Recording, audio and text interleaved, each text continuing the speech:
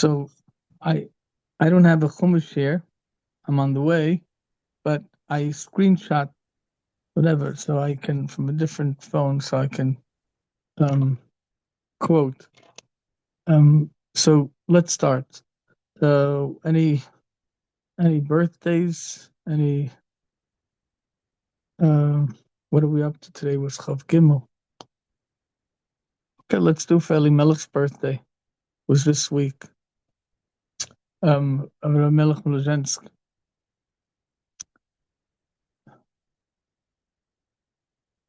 That's Chazal Beistein. But all that needed. And also, I want to do it for the schus, for the gesundheit of my father, Shapsi ben Cyril, and for the well-being of my brother Shmuel ben Tzipora, and Babe Helfen, Brachas and Yeshus for everybody. Okay, we have this week Vayakhel, Pekudei, the last two parshas of Shmois and Chazak, and then we have parshas Achodesh that we already spoke about in parshas Bois, so probably not going to repeat anything from there. So we're starting Vayakhel Moshe. So what happened over here? Okay, so we have 5 parshas worth of Mishkan. Well, not 5 exactly, like 4.5. Kisis is halfway, and it's a Mishkan that didn't, it wasn't forever. So we have to speak about what actually happened to the Mishkan. But it was a Mishkan that wasn't forever, and the question is, how do you spend so many psukim, so many pages, so many parshas on something to Torah? Hashem doesn't just record history and every little detail. So we spoke about the little details that's very important, that you can't leave out anything. But the point is that, when somebody goes with a plane and a fighter jet and it's going a few thousand kilometers per hour, you have to be pretty accurate. You can't, no, I'll break this rule on Shabbos. You can't break anything. Shabbos is where the life is. So things have to be very meticulous, and the Mishkan is liked as a Shabbos,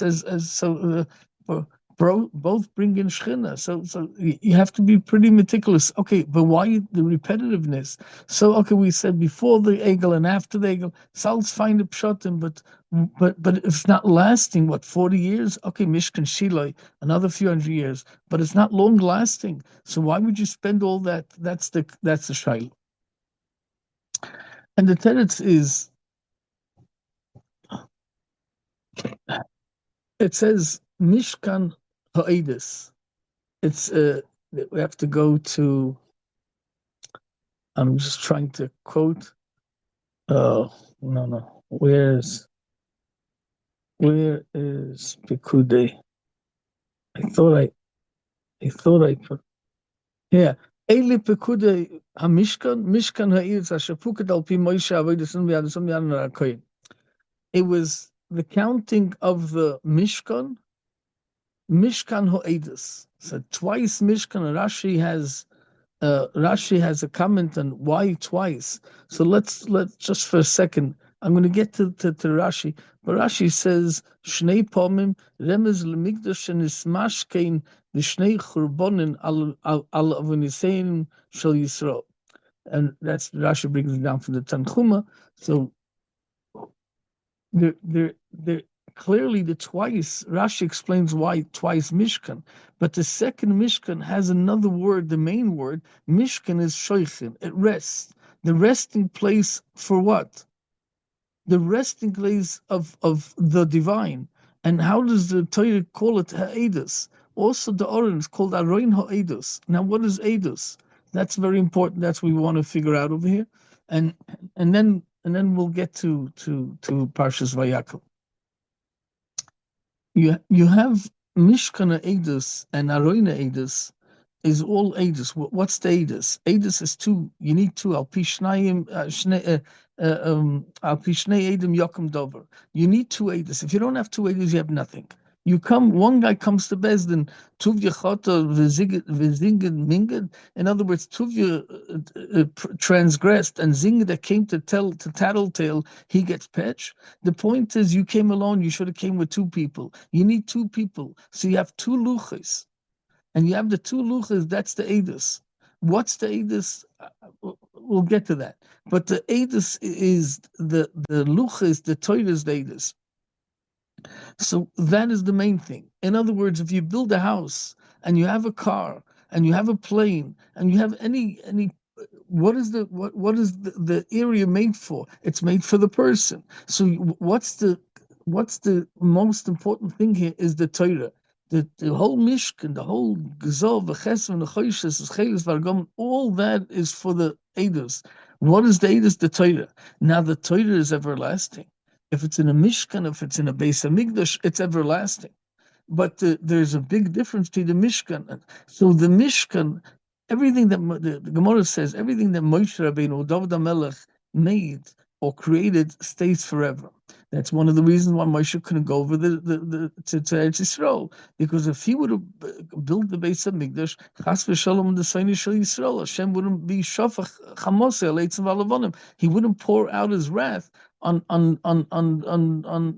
wood and stone. He would chas v'shalom on the Soni Shel Yisrael. What does that mean?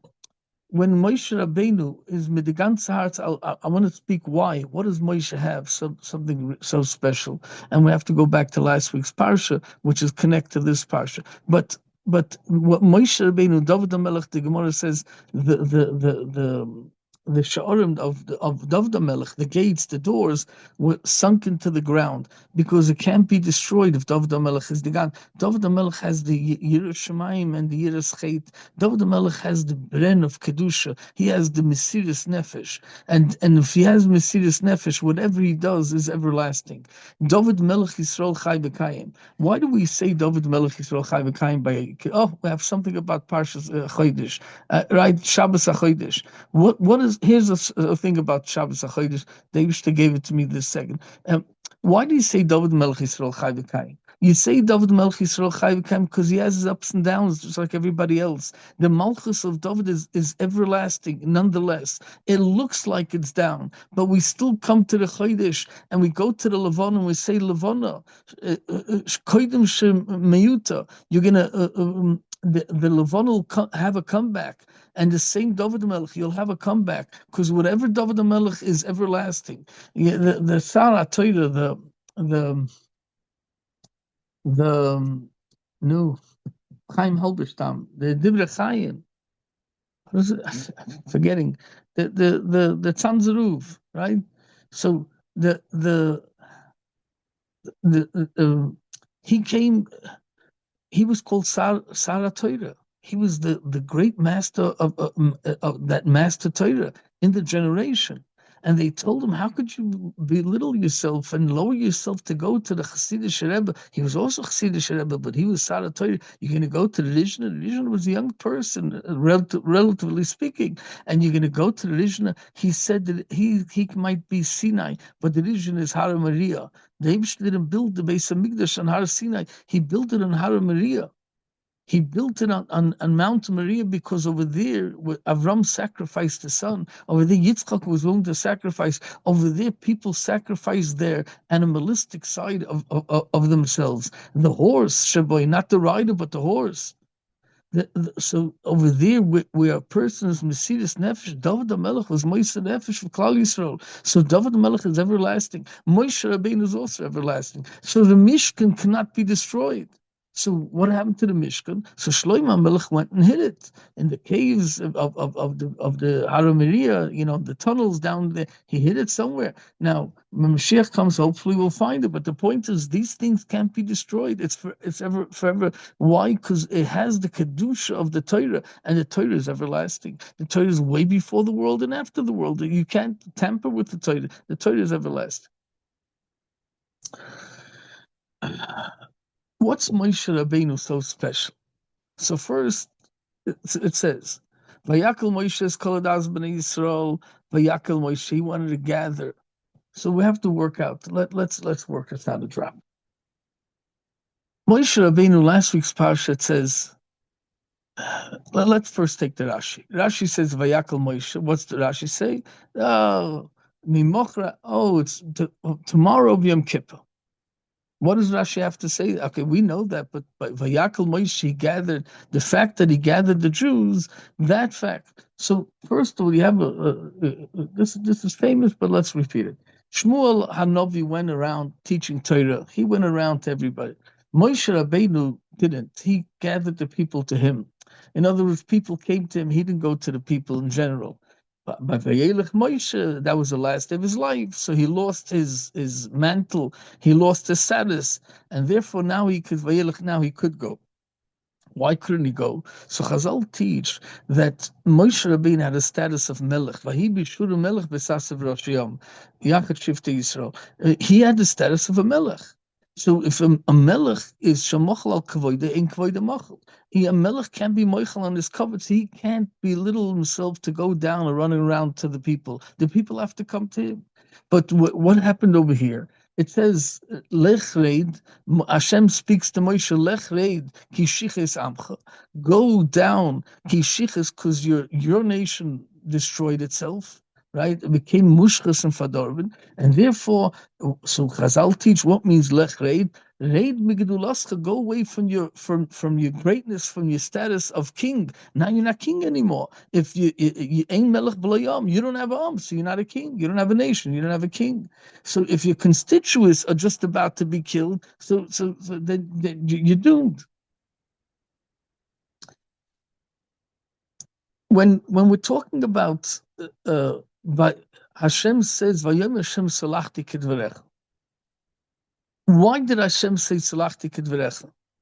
So I hope I'm going to get back to this because I need a few minutes. This is a deep. It's not so deep. It's a painful situation, but let's say Moshe Rabbeinu, we spoke about this last week. He said salachti kedvarecha. Now, when Moshe Rabbeinu says salachti kedvarecha, he gets back his status of melech. He gets back his status of melech. When did this happen? On Yom Kippur. So Rashi says this is mimochros of Yom Kippur.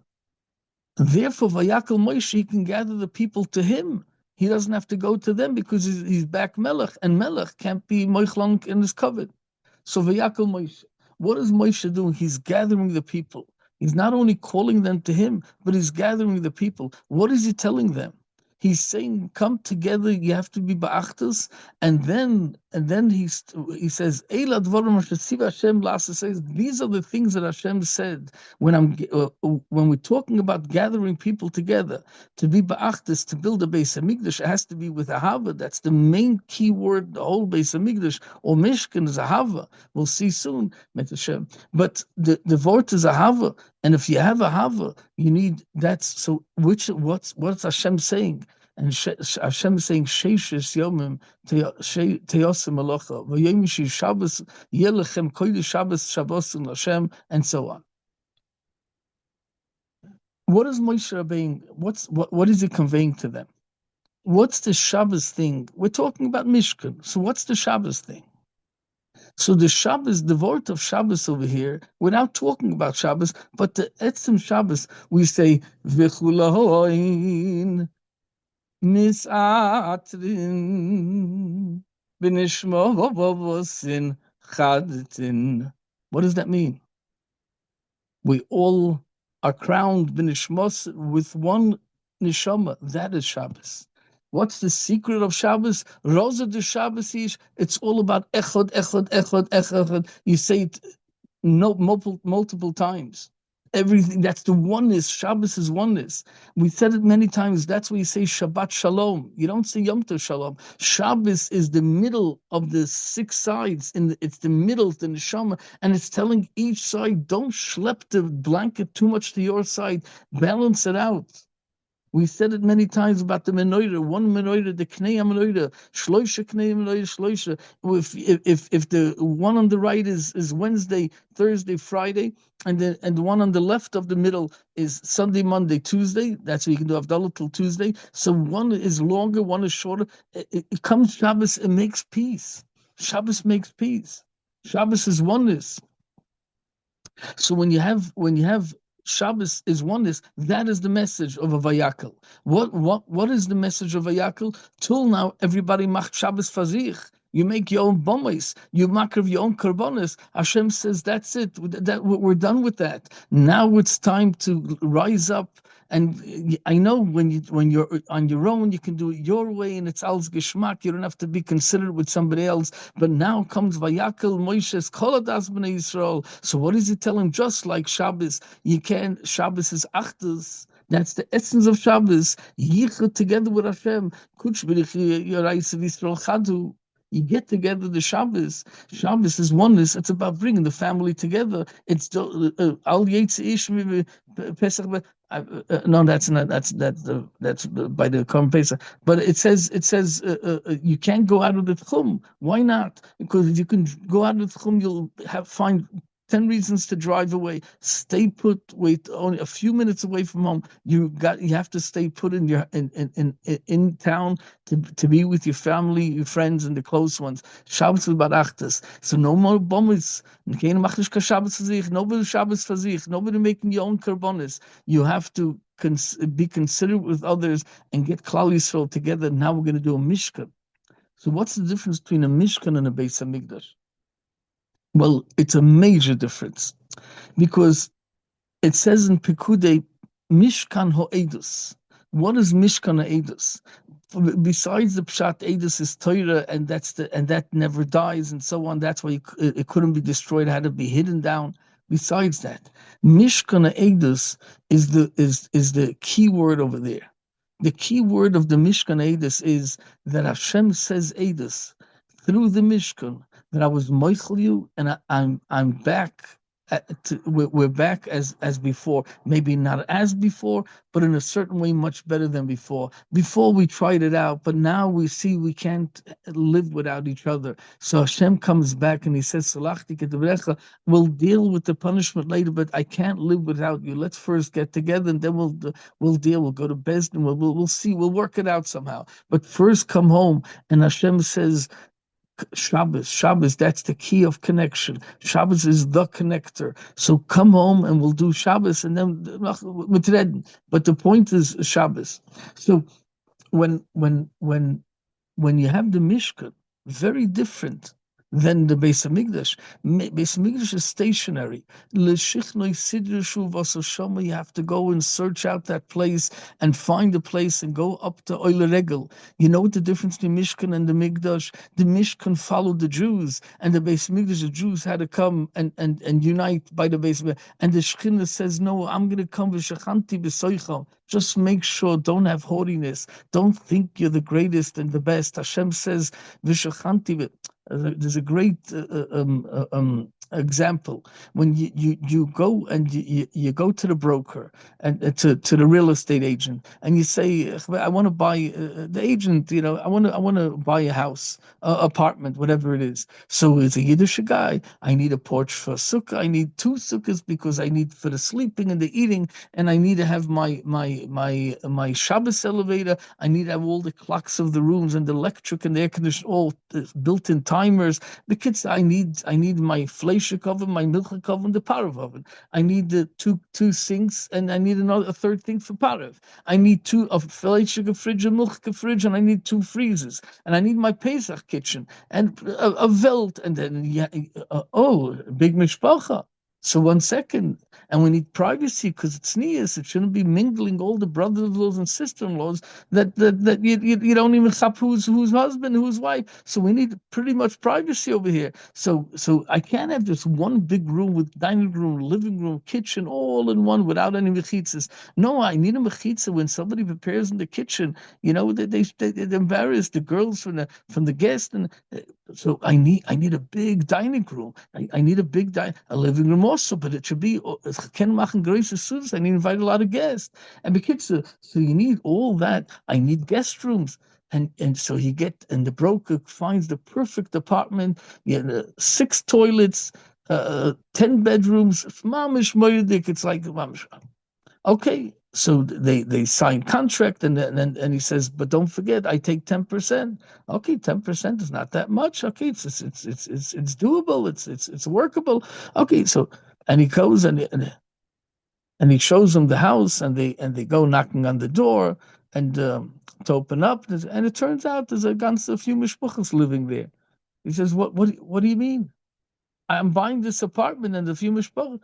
He says, he says, well, first thing is I can't get anything. First, you have to pay me my percentage, and then we'll talk about families living there, not living there. So they pay him the percentage, and he says, look, you asked me for two porches for a sukkah. You asked me for Pesach kitchen and a regular kitchen. You asked me for all the different for guest rooms and dining rooms. I found you the perfect apartment. What do you want? Give me there's the money. No, but there's somebody living here. There's actually a few families living here. Well, you never asked that nobody should live there. You didn't ask for empty house. If you ask for empty house, it's something else. You ask for apartment. It's not a shoyte shekamoicha. Right? How could you think about, you can't without that. Hashem says, if there's no love and there's haughtiness instead of love, and there's judgmentalness instead of love, so then there's no v'shachanti b'soicham. It can't happen. It's not going to be. It won't. It's just physically impossible. Ein anivu hu yochel adam b'modar echad. So just like Shabbos is a uniter, Shabbos unites families and friends and guests and everything. So the same thing. The Zohar says that the I forgot Lo Yizos Ashchina from the Mi Yisrael. I forgot the lashon. Bechol all the Shabbosin and Yom Tovim, even Shabbos is the Choil. What does that mean? Shabbos is the Choil.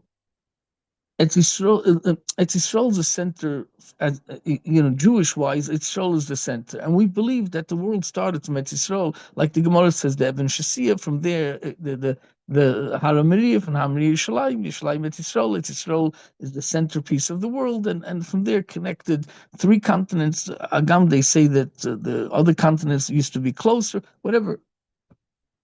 I'm not competent in that question. But what's shot that Lo Yizos Shchina, the Shchina didn't move away from the Shabbos and Yom Tovim. Even Shabbos is the Choil. What means Shabbos is the Choil? So you can say Shabbos is the Choil is Tois Shabbos or Chalamoid. You can say that. But the shot that I love much more is the uniting part. What does Shabbos is the Choil mean? Shabbos is the Choil when you come up to, if you're Amshanova, right? You're good. You're lucky because your Shabbos goes much further, many more hours. And if you have Shabbos many more hours, it comes to the end of Welt. And if he Chaz v'Shalom has to brennen Gehenim, Shabbos is off. Anybody that strived for Shabbos, loved Shabbos, celebrated on Shabbos, enjoyed Shabbos, such a person that comes to Shemayim, why? Because he was Kaddish Shabbos. So let's say he didn't know all the halachas, but he tried. He whatever he knew, he did. He tried his best. So when a person comes to Shemayim and they turn off the fire of Gehenim on Shabbos, the question is, 1 second, Australia started Shabbos many, many hours before. America, the East Coast, New York, is 7 hours after Eretz Yisrael. The West Coast, California, is 10 hours after Eretz Yisrael. So you have mamash a difference of 24 hours between Australia and California. So the question is, when does the Gehenim work? And the Teretz is from the first time that Shabbos starts in the world, all the way to Kavat Tarikh, where it starts right, and all the way to the other side of the Kadrich way in the Pacific Ocean, somewhere in the middle. When the dates change, the date line, that's where it starts. The Gehenim goes off. That's the uniter of Shabbos. Shabbos unites and takes everything in and incorporates all the way to the east and all the way to the west. That is Shabbos. So, what's Migdash Ha'edus? Mishkan Ha'edus, it's the Mishkan that testifies that I came back to you. I'm back. That's the Mishkan Ha'edus. So again, what does that mean? I came back to you. Hashem says, this is for the cover of the Yidden. This is for the cover of the Yidden. Okay. So now we're going to ask a kasha.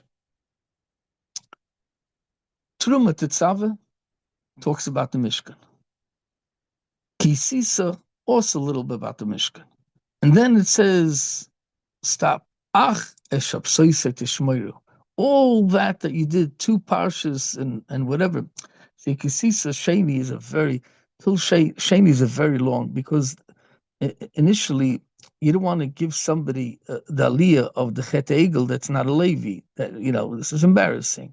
So you want to give a Levi, so you go all the way till after Shabbos in Kisisa, which usually will be at least two, if not 2.5 aliyahs, and then a Levi gets the whole Egel, whatever. Okay. Okay, some in stone they stop velos hayim brocha milius yetchem hayim. Okay, but because there's brocha there. But the point is that the others go all the way to the kriya of Chalamoid, Shabbos Chalamoid, that where Hashem tells Moshe, uh, uh, um, uh, Kitzur, that I forgive you, and so on and so forth. And then Moshe asks for Reinu Kvodecha. Okay, that's the next aliyah. But the point, that's the third aliyah of Shabbos. But the point is that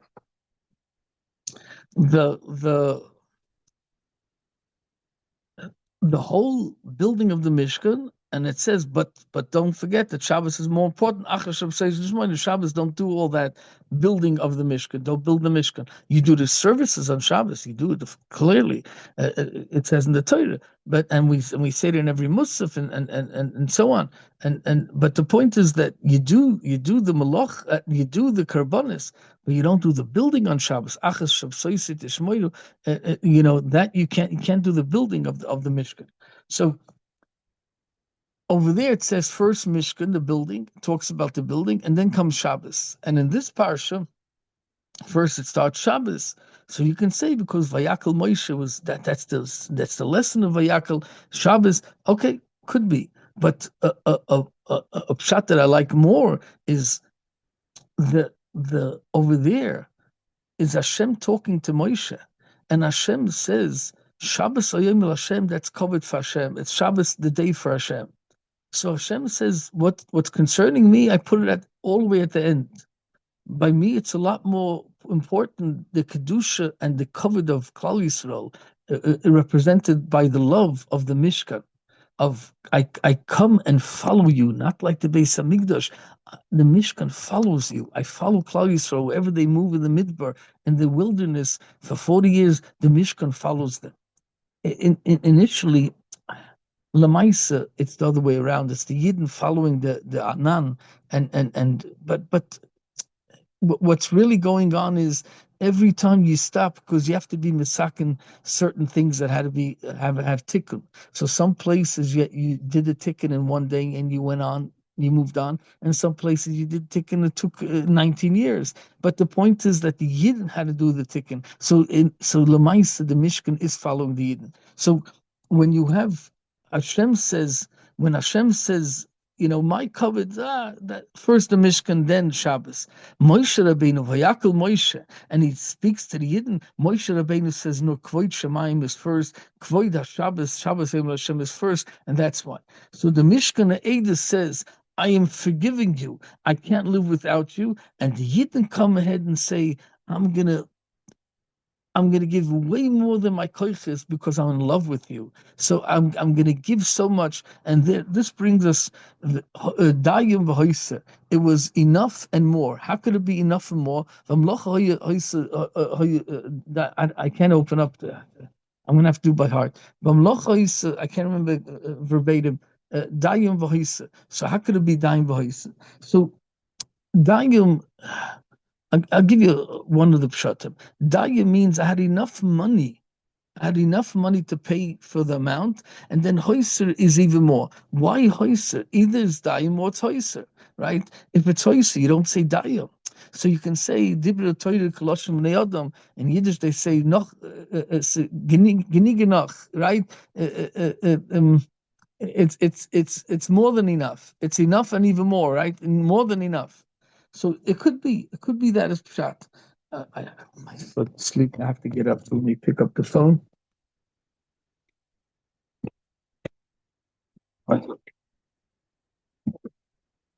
So One second. So the malacha, I don't know what, whatever. But so the malacha was dayim v'hoiser. It was enough, gnig enough. But the pshat is they brought, like they gave to the egel, right? They gave to the egel enough. They gave to the egel a lot. Now I'm going to go off tangent a second. You have the Frum organization always struggling with money, always struggling with money. Here comes the Frei organizations. They have no problem. They're in the millions. Mevalget sich mit Geld is not. So it's there was lost uns in the Stubze, right?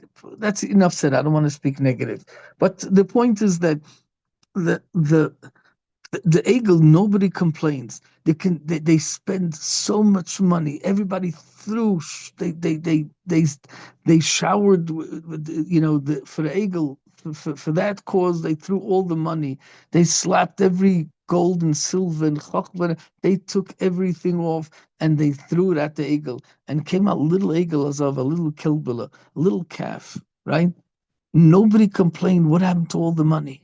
And Moshe Rabbeinu, the person Chacham Lev,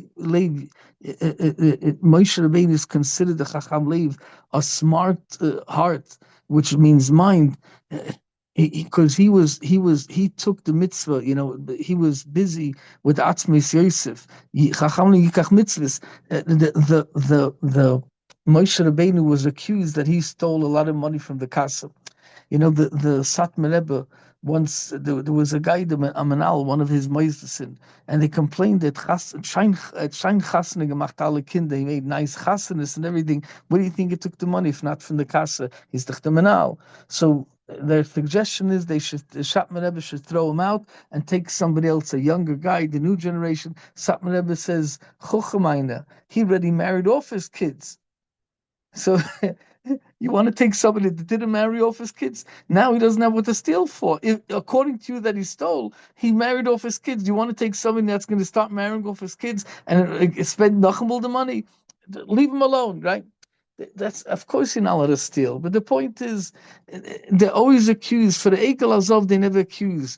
The government spend hundreds of billions of dollars and they can't even account for it. They can't account. Nobody says boo, garnish, no problem. It comes a little zach that for good cause, every penny and everything. It's a gated on that the Orima guy gets a few dollars and the Yosem gets another few dollars. What do you care? The stinginess, it's unbelievable. Okay, but it's not the topic. So what's Dayom? Dayom means I gave enough to pay as much as the eagle. I matched the eagle. I gave whatever I threw on the eagle, all that money and all that, whatever it was, expensive items and all that enthusiasm and the passion and brand that I threw towards the eagle. I'm giving the same passion. That's Dayom. V'hoiser, I gave even more. Another technical pshat is because there was no Avnei Shoim, Avnei Meluim, so they went and they gave money so they should be able to purchase Avnei Shoim, Avnei Meluim. That's the v'hoiser. But I want to go back. So when you have the Moshe Rabbeinu gathers the Yidden and he tells them Shabbos, and he says Shabbos Shabbosai. Right? Kodesh Sheishes Yomim Te'asim Malacha, or V'yom Shvi Shabbos Shabbos. Right? So what's Te'asim Malacha? Not always does it say Te'asim Malacha. In the Veschanan it says Tavoid in the Seres Adibris. Sometimes it says Sheishes Yom Tavoid Vasisa Kol Malachta V'yom Shabbos Hashem Lekecha, and here it says Te'asa. Or sometimes it says Yeyasa, right? You have in Kisisa, you have in the Yom Tov laning Shoyer Chesed. In Emor, you have also it should be done. Lashon, not you should do. So what's the nafkamina? So the Gemara says if you do oisim v'tzoyin shel mokim, says nasa de'cherim, their work is done by other people. What does that mean? Let me sit down. Let me see.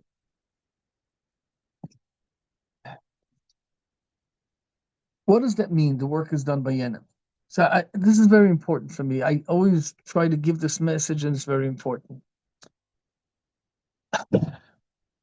If somebody's a ben Torah, he can work the whole day and can still be a ben Torah. If somebody is Yisacha Zvulun, he's the Zvulun and he works in order to support Yisacha, he's also in this category. But I'm saying more than that. If somebody the whole week he considers Teosim Melacha, that not me, I'm doing my Hishtadlus. You see, this is a little sensitive topic, a little bit. Like I don't want to speak. I'm not a maven in other religions, right? I barely know the Jewish religion. But the point is that you have in America you have Judeo-Christian, right? A Christian is built on Judeo, something that the Arabs don't recognize. And what is that? I want to say a very big difference. There's Maybe we'll speak a little bit about Shabbos now because this is important. Shabbos, what's Shabbos? The whole week is the what? Shabbos is the why. Why are you in this world? Why? What's your mission? The what is the whole week. What am I supposed to do? But Shabbos is why you do what you're supposed to do. Shabbos is the reason, the key of Yahadus and the key of this world. It keeps the world. It's the reason for the world. Also, Shabbos is the place, similar to the Beis Hamikdash, is the whole week we judge you. Shabbos, we don't judge you. Shabbos, you don't have to clean and put on extra makeup and do the hair and everything. No, Shabbos, you're not judged. Shabbos is the whole week you are judged. And why is that? Let me explain. When a person is born, what is he made out of? The choices of the parents, basically. And when a person dies in Judaism, it's a lot more important than when you were born, because when you die, it's your essence is what according to the choices you made. So when you were born, it's the choices of your parents, and when you die, it's your choices. So if you made something out of yourself, that's what in Yahadus, you have to make something out. You have Bechira Chavshis. You have to make something out of yourself. Comes Shabbos every week and we check you out. What are you about? We Welt. What did you make out of yourself during the week? Then at Shabbos, we don't judge you. It's like it's made above. We don't judge you anymore. You're perfectly fine on Shabbos. But the point is, when a person is supposed to check, what did I do in the 6 days? Did I put in? I have to last. You need preparation. So after having said that, the Jewish way is to do. Islam is like submissiveness. The Jewish way is not submissiveness. It's submissiveness after you do. It's the emunah, peshuta, only after yediyah. You have to v'yadata v'yadatem v'yadata. It's ladas and ata reisa ladas. Once you have das, and then you do it anyway because of emunah pshuta. The mishpatim, like I think we said it last week, I forgot when we said it. The mishpatim is in order to do it anyway because Hashem says it. To do chesed because Hashem says it. Not to do some, refrain from doing something because Hashem says it, not because it's not worthy for you. So when it comes to Judaism, yes, the whole weekday is what you do. Shabbos is from it's the weekday is doing and Shabbos is being. But the point is that you have to make yourself a better person. You have to become more knowledgeable. You have to work on your midas. You have to work on your qualities and qualifications. Become a more professional person. Become a more learned person. Become better spoken and better keep your whole heilig, the posture, how you act should be royalty. It should be regal. It should bring quite shemaim. After all, it's Shem Shemaim is Aval Yotcha. So the whole week you work and it comes Shabbos and now you're good enough. Now only for being you already celebrate. So you get a calling, a personal calling and a collective calling, and you have to fulfill that. And it comes Shabbos, and over there, it's your submissiveness of Shabbos to Hashem, and it's all in Hashem's hands. Is if somebody that See, there's some people that the Yisachas live that the whole week. I was in Slobodka. I come Shabbatka, Shabbos morning, I think it was 7 o'clock daven. I can't remember exactly. I think by 9 o'clock was over, and you got a little kiddish, whatever they had, cake and kugel, I can't remember. And then you had a seder, first seder. Then you had a lunch, Shabbos meal like 1 o'clock. I can't remember exactly. Then you had second seder, and Friday night you had seder, and Shabbos night, Motzei Shabbos you had seder. My father told us, my brothers and I, that when he was in yeshiva, Friday nights, the winter Motzei Shabbos, the winter nacht, the winter nights, they had 5-6 hours of Gelent Fleisig. They very diligently for many hours. It's somebody that nafshi choshka b'Torah, he loves Torah. So what's the difference? This yeshiva, that yeshiva, this shul, that shul, the how, wherever you go, b'shachvav kamecha, b'lechtecha b'derech, shivcha v'yisrael, it's all the same. So the Shabbos weekday, he's submissive the whole week. Such a person is teos malacha. If the malacha is teos, or a person that works the whole week and he considers his work teos, not him doing it, Hashem is doing it. He's just giving his part. He's doing his ishtadlus, but he lives that it's not me, not koichi v'yitzim yadi. That person comes Shabbos, elef Shabbos the ganze Woche, and he's waiting for Shabbos the whole week. That person comes as Shabbos Shabbosim. It's a Shabbos Shabbosim Hashem. It's not just Shabbos. It's Shabbos Shabbosim Hashem. But a person is Sheishis Yom Tavoid, he licked in the Tavoid,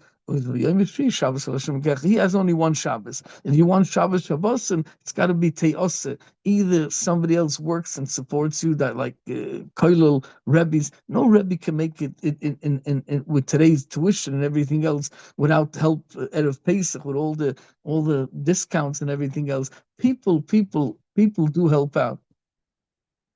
Give you a little story that, Teosa. There was a Koilinger man. He was learning Fleisig.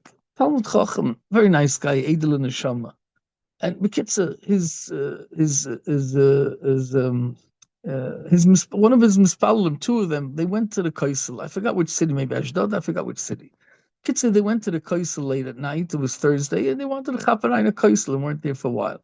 So they traveled to Yerushalayim. They went to the Kaisel. They come back. It's 2 o'clock in the morning, and they come back and they see the shul. The lights are open. What do you mean the lights are open? The Gab is very meticulous. He correct every penny, and he's very punctual. He doesn't keep lights open. Who keeps lights open 2 o'clock at night? A whole in the shul, and that's something wrong here. So they decide to walk in. They walk and they see one of them is spelling there. A man with a shtib mit kinder, a house and kids, and he's bent over the table, sort of sleeping on his hand or something.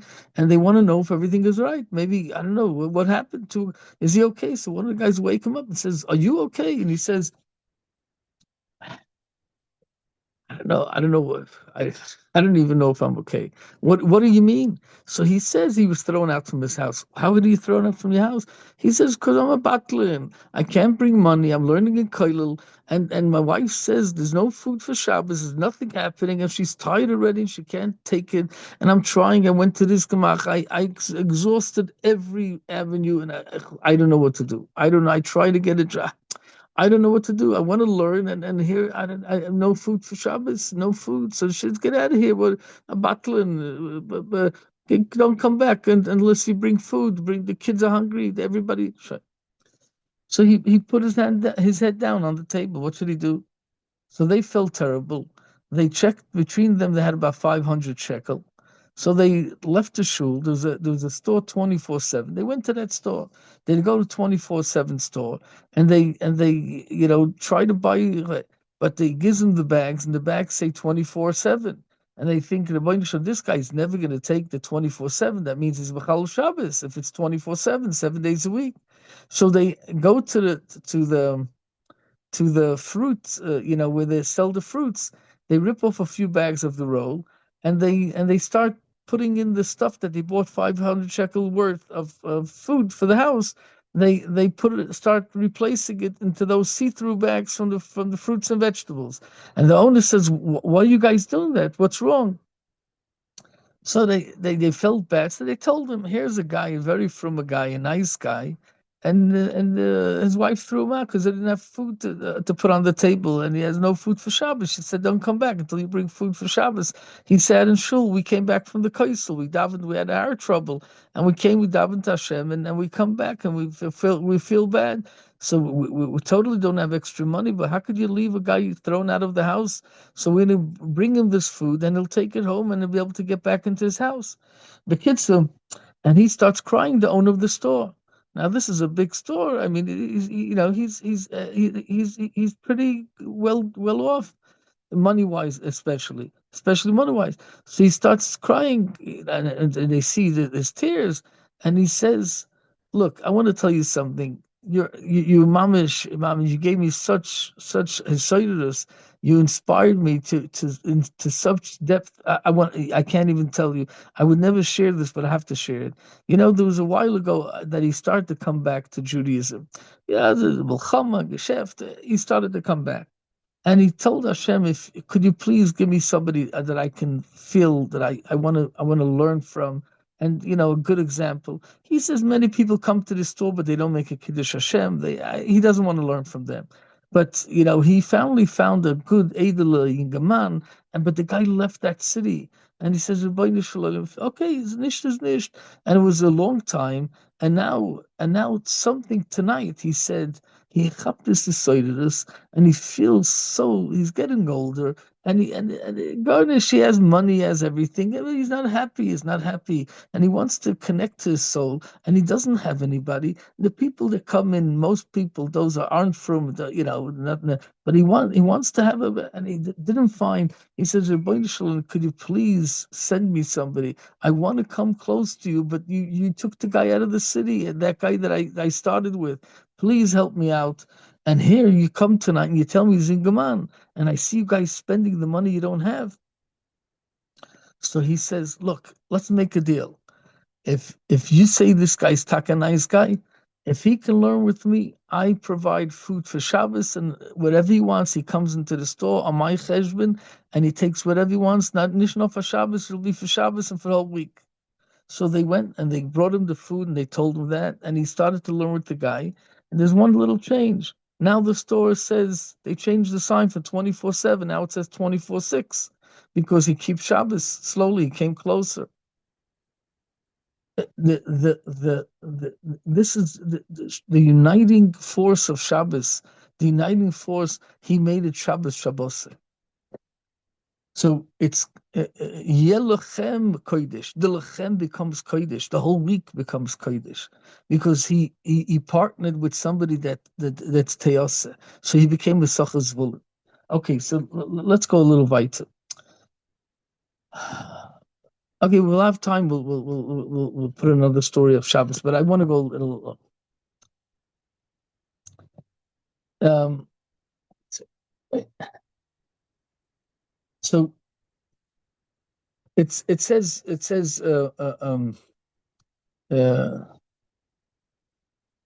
heißt es dort? Sheshem tells Shabbos okay, Lois Valish B'chol Shesech B'yom Shabbos. Don't make a fire. Now the fire was made Matzah Shabbos L'maisa. L'maisa, the fire is created Matzah Shabbos. Or the Mauritian thought the world was coming to an end. The sun went down. Hashem told him, to take the two rocks and scratch them together, and they created a spark, and from the fire became the. So Shabbos, the first time mentioned Shabbos, it has two reasons: Sheshes Mei Bereshis and Yetzias Mitzrayim. But it comes from the Eschanan. There's no Sheshes Mei Bereshis. In other words, if Shabbos was for creation of the world, when the world was created, there wasn't a fire. So the fire that was made by a human being, and that, so the Torah says that so you would say that it's not Negeah, right? Because no, but the second Aseret Slivers doesn't mention the Hashem created the world, about the creation of the world, and it still says the Kipsha. So the Kitzah, so you see, the point is that the Gemara says lechalik yotzes, lelav yotzes, lechalik yotzes. I don't want to explain. Maybe I should explain for a second if somebody doesn't know. Okay, I'll explain it for a second. If you strike a match on Shabbos, no skila, only lelav yotzes. What does that mean? Ichapech, malchus, right? Lechalik yotzes means it was separated. It's not that it's more lenient. It's as strict, but what means lechalik? Lechalik means to separate it from the rest. In other words, you don't have to do the 39 malachas in order to get the punishment of skila of Shabbos. Even if you do one of them, that's lechalik from all the other 39. You take one Shabbos. Why is that? What's the difference? Why is Shabbos different? Because the fire. Why is the fire different? Because the fire was created after Shabbos, but it's still it's still a lot. It still is a Shabbos and Skila. Why? Because in the second Aseret Adibris is already after Mitzrayim. In other words, if you say Shabbos, the main reason of Shabbos is because Hashem created the world, but the second Dibris was and Mitzrayim is sort of. And I'm sorry, and the fire was after the creation of the world, but Mitzrayim, if the reason is also Mitzrayim, so Mitzrayim happened after the fire was made, so therefore it's the same lechalik, it's the same harb. Moreover, you learn from here on the rest. It's yotzim and aklal lo yalatzmes el kal kuli yotzim b'kitza. Okay, 1 second. I made a shackle before. So now Rashi, I want to go to the Rashi. Just a second, I have to find it. Oh, Rashi says, Eli Pekudei Hamishkan, Mishkan Ha'edus, Asher Pukat al Okay, Shai. So Rashi says, Shnei Pomen, Eli Pekudei Hamishkan, Mishkan Ha'edus. There's a comma in between, but it says Mishkan, Hamishkan and Mishkan. Says Rashi Shnei Pomen, twice. Remez LeMigdosh, it's a Remez LeMigdosh, Shenis Mashkin B'Shnei Churbonin, Alav Nitzim Shel Yisrael. It was Nismashkin. What does that mean, Nismashkin? Pashup Pshat is it was a collateral. It was a mashkin. And when you borrow money, so you have to give a mashkin, right? If you don't give a mashkin, you have all the famous stories with a oriv and a mashkin. Okay, I can't. It's too late now. But what means mashkin? Mashkin. So you can think that the two bottom Megiddoshim were gemashkin. That if you see that if the Jews won't keep it, Hashem will take it away. So the Beis Hamikdash was destroyed, the first and second. The bottom Mikdashes were destroyed, the first and second. But the Mishkan wasn't destroyed. That's what we said before. So how could that be a mashkin? The Teretz says it's not talking about the Beis Hamikdash. It's talking about, in other words, it's not talking about those buildings. It's talking about the Etzem Shechina that's in Klal Yisrael. Today the Shechina is in the Tzadikim and the Torah, like the Gemara says, those fools that get up for a Sefer Torah, but they don't get up for a lively walking Torah of a tzaddik. They don't get up for him. That's very foolish. Though the Shechina is in tzaddikim. That's where you go. Instead of going oile regel to Eretz Yisrael, or you go to the Rabbonim. You don't go today. There's no oile regel, so you go to tzaddikim. Chalamoid Pesach and Sukkot. Everybody goes to the tzaddikim, and they nash from them. They draw chizuk and inspiration and knowledge and so on and so forth. Why? Because they are the bottom Mikdashes today, and the Mikdash Mat is also bottom Mikdashes today. Sure. So Rashi is saying over here that not that the Torah. I'm sorry. Not that the Beis Hamikdash is going to be a mashkin and sort of if you don't I'm going to take it. No, the Mishkan is going to be a mashkin when there's no Beis Hamikdash. You need two Mishkans, right? Mishkan Eidus. You need one Mishkan for the first Churban. That when Hashem took away the Beis Hamikdash between the first and second Churban, there was a mashkin there. And when he took away the second Beis Hamikdash, the mashkin, what does that mean? It tells us a moed de gazach. It tells us that just like the Mishkan is forever, It's only a mashkin. I took the collateral away just for the day. Comes the night when you need it, I'll give it back. Or comes the morning when you need it, I'll give it back. Hashem is saying, I didn't take away the Beis Hamikdash forever. I took it for zeitweilig. I took it for temporary, for now, for meanwhile. But later I'm going to give it back. That's the Moedige Chizuk of Mishkan twice. I just want to... it says, "V'oso b'tzalav v'liyav v'chol." I can't read. V'chol asher. Let me take a different passage because "Vel kol ish chacham leiv asher nosan Hashem chochma b'libay." So you have this. The chacham that Hashem gave to the chacham that the chacham already has. Well, if he has, what are you giving it to him? You should give it to the knowledge of people. So I want to emphasize here.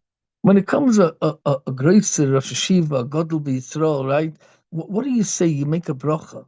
When you find the Jewish, the sages, the worldly scholars, you make a bracha. Ashenosan mechachmosi liyireov. What's Yireov? Yirev, okay, Yirev also is a friend, but Yirev, the fundamental word of Yirev, those that see Hashem, that means they fear Hashem. Right? It's not fear of punishment. It's reverence. It's admiration. It's awe. It's awesome. So it's a pachad of not he's going to beat me up, but there's a murder covered, right? So it's yiras hakovet, but it's yirim shabahava and hava shabiyira. It's combined.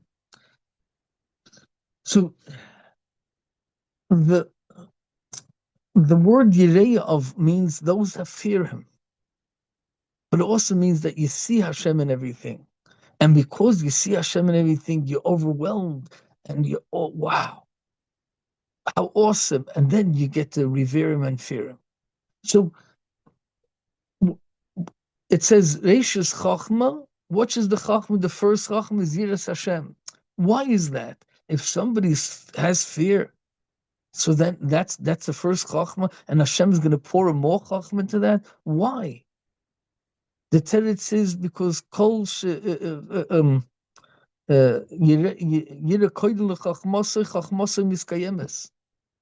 if you connect with the nitzchias and you do it for Hashem's sake, and you become passionate about it, it's not you're going to forget over here. No, you'll never forget. Not in this world, not in the next world.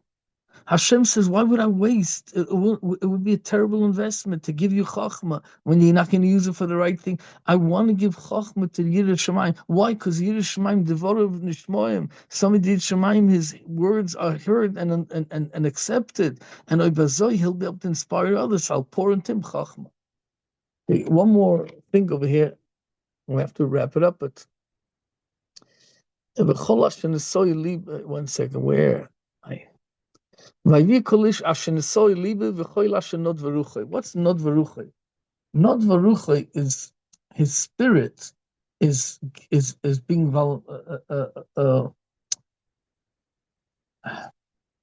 see, spirit can be his own spirit, can be from the chevra, peer pressure. There's some spirit in the ear that brings him to become a volunteer, to volunteer in whatever.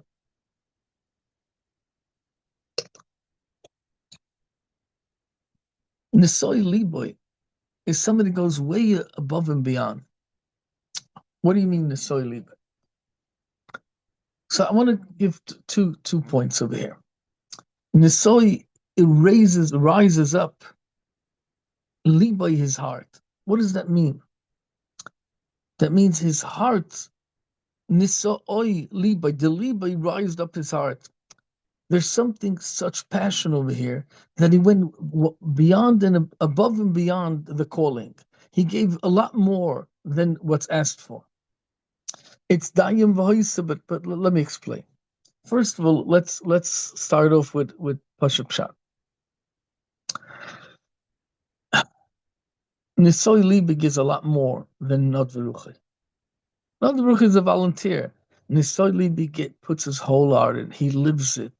And you see, there's a gvir.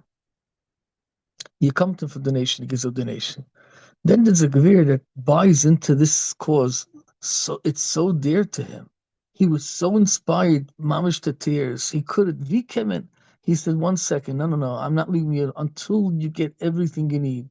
So he gives whatever it is, and he calls up his multi-billionaire colleagues, and he said, "Look, I gave, and you're giving, and you're giving, and you're giving. I can count on you. Yeah, together we'll pull it off. No problem. We're taking this guy out of the trouble. I don't, whatever it takes. We'll through the courts and through everything, and we'll pay for everything, and we'll give him a. We'll do everything that's needed. There's nothing that's.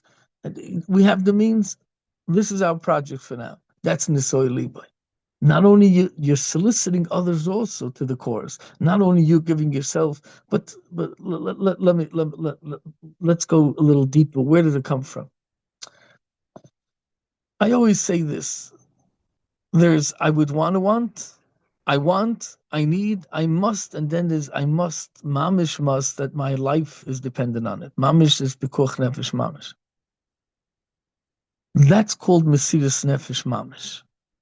When a person, you can ask my wife, she sent out hundreds of students or organized, with all sorts of budgets and all sorts of organizations, but she saw to it and she organized hundreds of students to further their studies out of the country and to become successful, hopefully, if they want.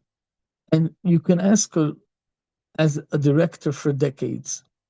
She has one klal that she knows if the guy will be successful, not according, no way according to the talents or the capabilities, but all that matters how bad you want it. If you want it that badly, it's going to happen.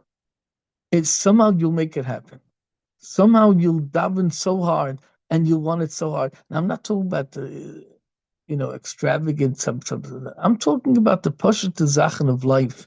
If you want it that badly, Hashem listens. When you come to Atat and Himmel, let me tell you this story. This is a gewaldige story. What's his name? Rabbi Chaya Wallerstein, Zatzal. He saved so many Jewish souls. So I'm telling him Zatzal, he earned that more than many other people. And he wanted to open the dormitory because he had girls. I forgot what it's called. Neve. I forgot what Nava. I think the word is Nava. The name of his seminary, girls' school, and he wanted to open a dormitory because they would go home for the weekday, and they came back terrible, as he has to start from scratch. So he was in Etzisrael. He went to Rav Steinman, and Rav Steinman is Atzal, and he goes to Rav Steinman, and he says, I was thinking I would want to open up a school, and a dormitory because of. So he's telling Reb Steinman, so what does Rav Shiva say? He says, Du willst, and the Rebbeinu Shalom will leich. The Rebbeinu Shalom also wants, so what you want. So he wasn't, the kids of Wallerstein didn't get the chizik, but he anyway tried, and he tried to solicit garnish. He didn't get with a penny. A year later, the matzah was so dire. Mamish, it was kuach nefesh. And he comes to Rav Steinman, he was in Israel again, and he says, Mami, it's a must. We have to save these souls, nebuch. Rav Steinman says, yo, you should do it. Grace atzlocha, broch atzlocha. He benched him and wished him well. And then there was gvirim there, happened to be, and he solicited these gvirim in 2 seconds. They put up all the was a huge sum of money they needed to buy a building and to make something out of it suitable for this dormitory with all the pachivkas. And in a few minutes he had it all put together. Why? He asked Rav Steinman, what happened? Because last year you said you want. For one thing, because you think things happen when you want.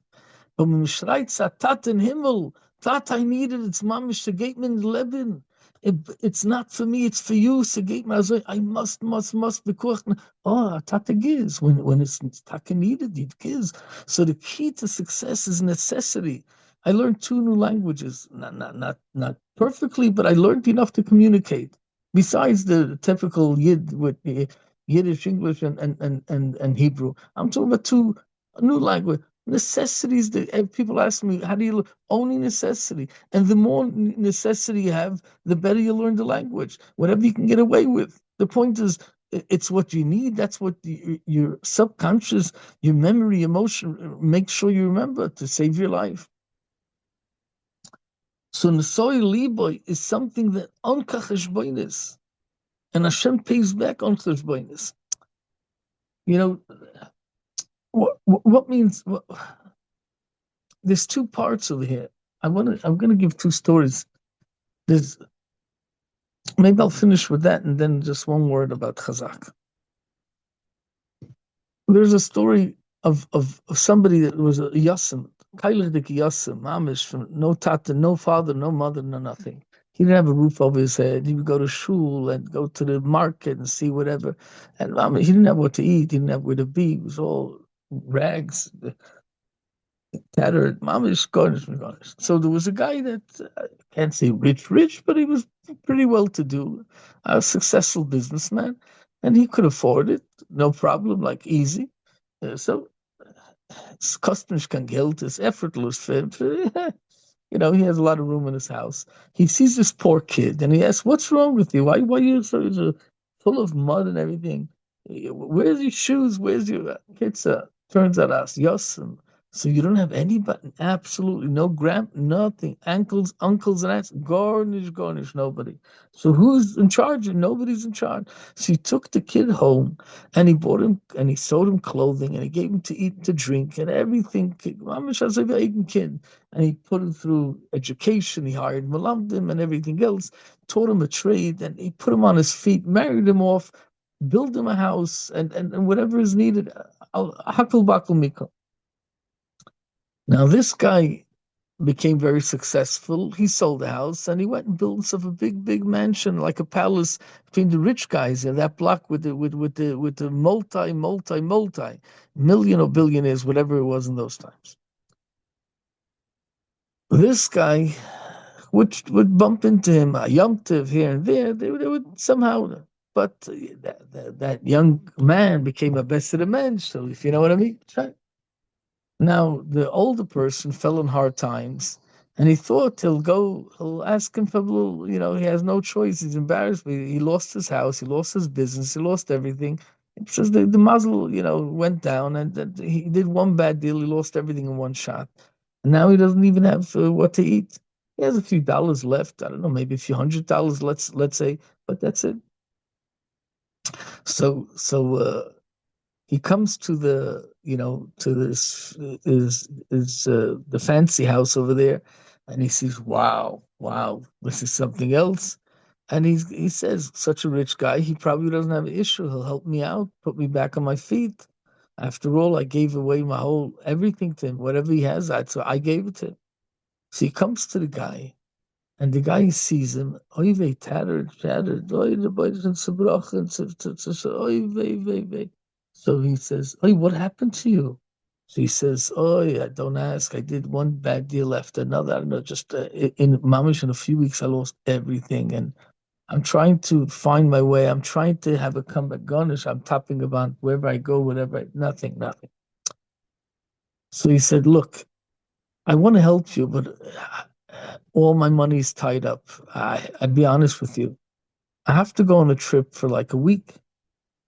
And when I come back, right now I can't deal with it. I come back, I'll see where I can find something, if I can find something to help you somewhat. So I'm sorry, but come back in a week and we'll see what we can do." The guy leaves and it says, "Ribono shel olam." Could you imagine? I gave him everything. He turns me away. This guy is loaded. This guy is wallowing in avelta money. Everything is tied up. He can't find a few dollars to put me back. Shit. I didn't do it to be paid back or somebody should approve my. No, I did it because Nisoy Liboy with the ganze Haaretz, and that's it. So what is this young guy thinking? And the teretz is he was a tzaddik. He said, "What? I'm gonna give him handouts. I'm gonna give him like a pauper, the best person that I know in the world, the guy that gave me everything I have." So what he did was he right away took a misharis to follow him where he goes, where he hangs out. And he went to some hegdish of some shul or something.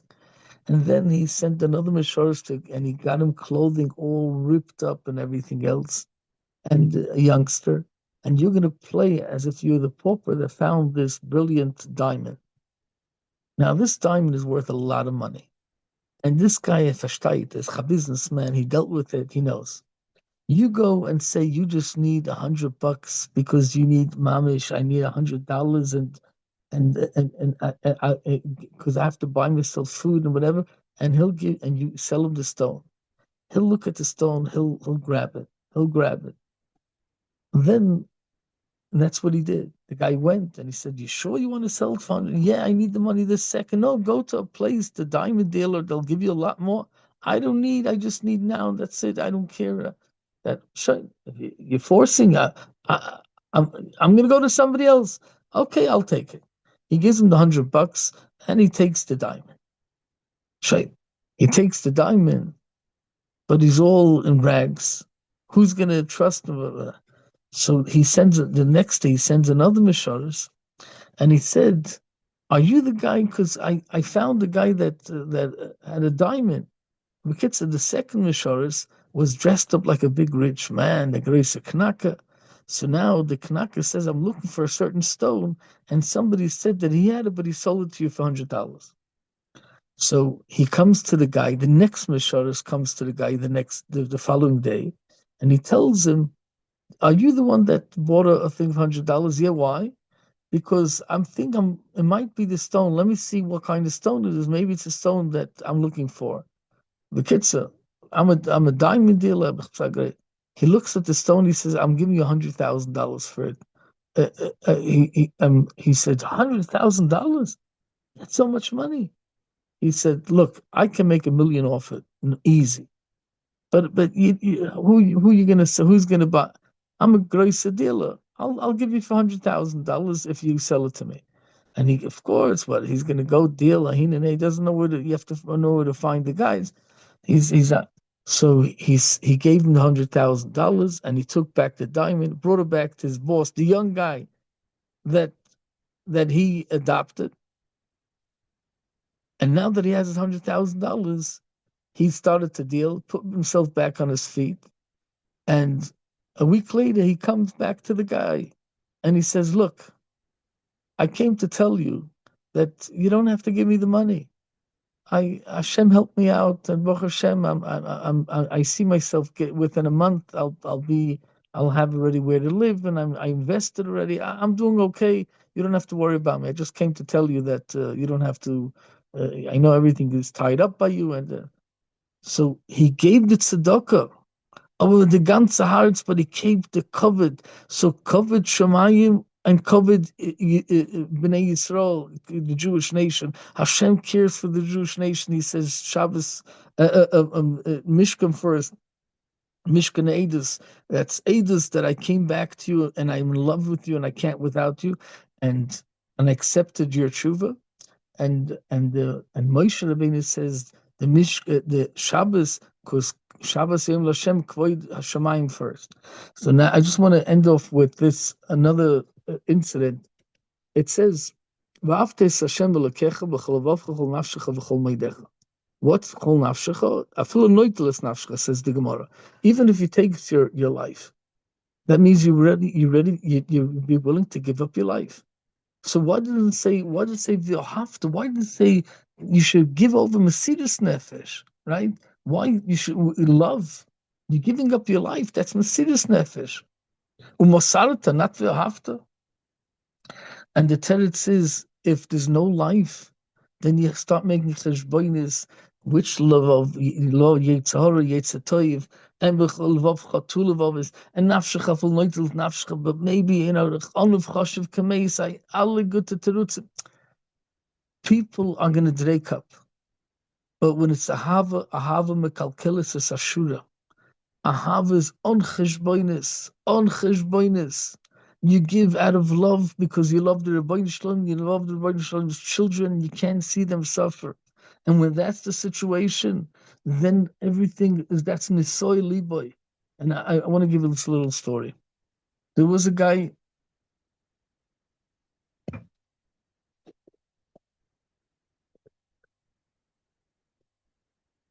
there was a guy, this is like 2 years ago story about. there was a guy that he had a baby like right before Rosh Hashanah of the beginning of the war in Eretz Yisrael. So Simchas Torah was the attack October 7th, and this was like a few weeks before he had a baby. So he was pretty busy, and he had I don't know 6, 7 children before that. Pretty busy guy, no extra money in his pocket at all, and then yeah. Now it comes the Milchama, and the people of the south, next to Gaza, they ran away for their lives. They were misplaced and moved around at Israel everywhere, and then the North people also, but they were kids with no home, no nothing. So this guy, this young man, was a Talmud Chacham, in here and so on. Skitzer.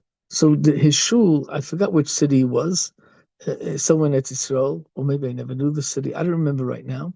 But the shul, the rabbi made a mitzvah, a little an appeal, and collected money. Everybody should give money what they can.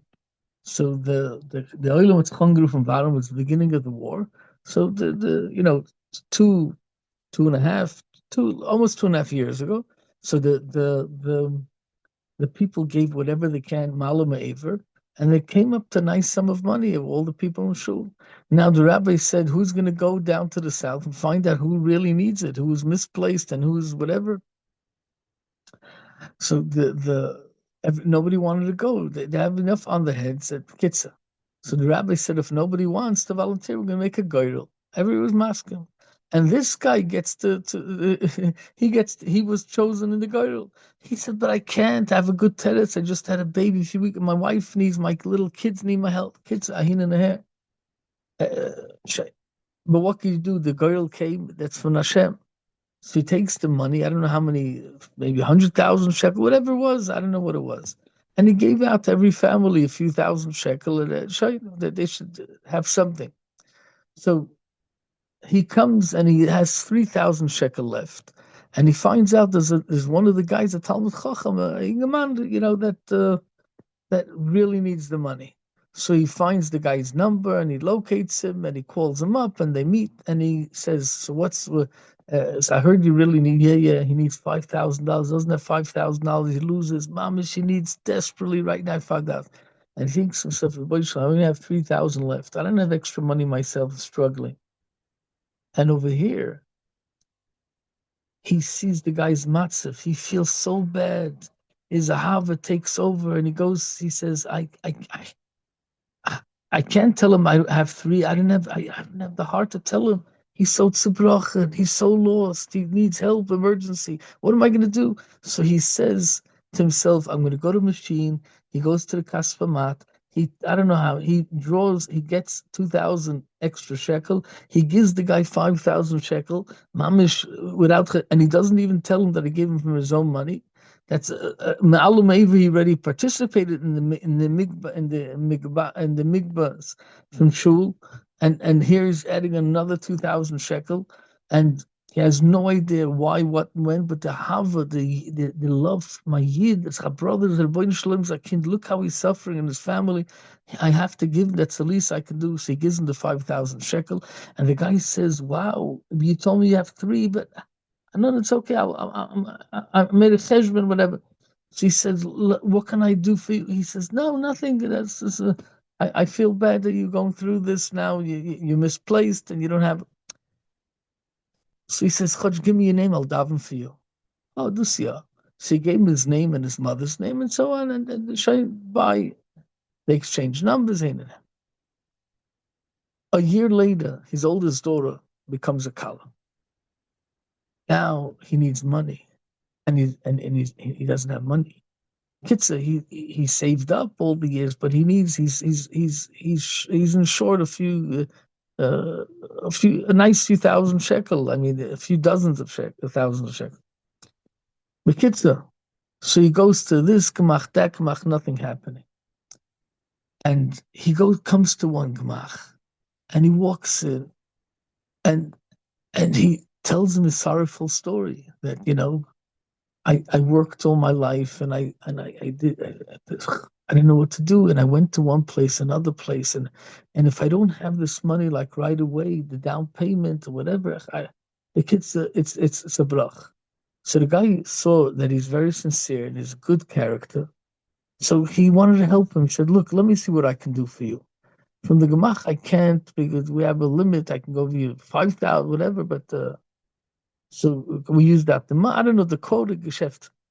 So he said, "Let me make a phone call for you." He makes a phone call, and it turns out on the phone call there's a guy that got a nice Yerusha and he wants to give Meiser. And he asked his friend, the head of this gemach, if you can find me somebody that really needs it. I want to give the Meiser to him. And guess what? He called me right before you walked in. Let me call him up and tell him I think I found the right candidate. Let's see if it. So he calls him. I think I found the right candidate for the Meiser money. The kids are. So the guy comes down and he brings the money to the gemach, and they bump and they meet. Aren't you the aren't you the name this Ben that? He says, yeah. You helped me out a year ago with 5,000 shekel. Yeah. So he said he just got a 500,000 shekel Yerusha from some uncle, aunt, I don't know what. And he wanted to give away mice. Look at that. And you come to this guy that I just called before, and you're getting back. So it turns out he got back. He gave 2,000 shekel. He got back 25 times the amount, 25 times the amount that he invested. That's what happens when it's Nesoi Liboy, when there's so much love, Dayim v'hoiser. There's a lot more love. Marbam lahavi. The people bring because it's love, it's passion. That's what it is. It's v'haftas Hashem Elokecha. Then is b'chol v'avchol nafshecha chol midech. Otherwise, there's no such a thing. So in Judaism, you have to work. You have to work on yourself and become a more qualified and a better person. But comes Shabbos. Shabbos is not about doing. Shabbos is about being. Be there. Enjoy it and train yourself to enjoy Shabbos. And that's main olam haba. I just want to finish with Chazak, Chazak, Minas Chazak. I heard this clip. I'm sorry, I heard or saw, I think I saw, I don't remember, a few days ago, a clip for Rabbi Melech Biederman. So that's a gewaldige little story. You know, Moishele, the Moishele, the problem, Moishele, the Ganev, Moishele this, Moishele that. So you have a kid, his name is Moishele. This Moishele in class, garnish, nothing. I mean, nobody, no nachas from him in any which way. Whatever you can mess up, he messed up. Not nicht gelet, nicht some Gott, nicht some light, not nothing. Not being able to lamokan, not being able to in the home, the same thing. Um, he's he's pretty annoying, and doggish on the annoying part. So the father comes to PTA, and he meets the Rebbe. And what's his son's name? Moshe. Oh, Moshe. She Ashra Yaladatoi. Mamish. I'm telling you, I'm a Rebbe for 25 years. Chanoch got such a student. Bein Odom Lamoke, Bein Odom Lachavere. Good some gut and some light. It's mamish. Ashri, I have no words. I have no words. The Midas Toivis. He's such a zugelosene, not haughty, unav, smart, clever, bachend. Everybody loves him. Always, always punctual. Never comes late. Never misses. Always helps out everybody. Mamish Nachas, his answers, his questions. I mean, this Mamish, it's a dream. It's a dream. I don't know what you was like to have such a kid. The kids say 5-10 minutes of shmiras, shishboches, and everything else, and the father's wow, bewildered is klingesach. I mean, he knows his son. This lo yitzlach. I mean, everything breaks, everything goes wrong. If there's any trouble, he's always in there. Anything is sour, that's anything. And in yeshiva, he's such a malach elikim. So his father said maybe the problem was with my chinuch. It turns out the Rebbe found a sprach with him, and the Rebbe knows how to bring out the best of him. So I'm turning 180 degrees. opposite direction, and I'm gonna flow with that because I want to see the nachas too.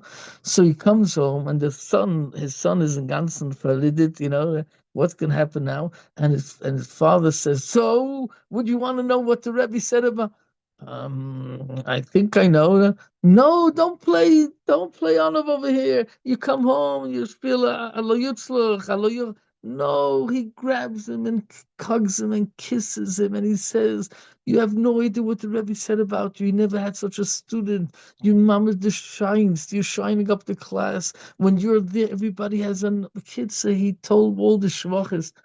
And Moshe says, "What in the world? How could it even be?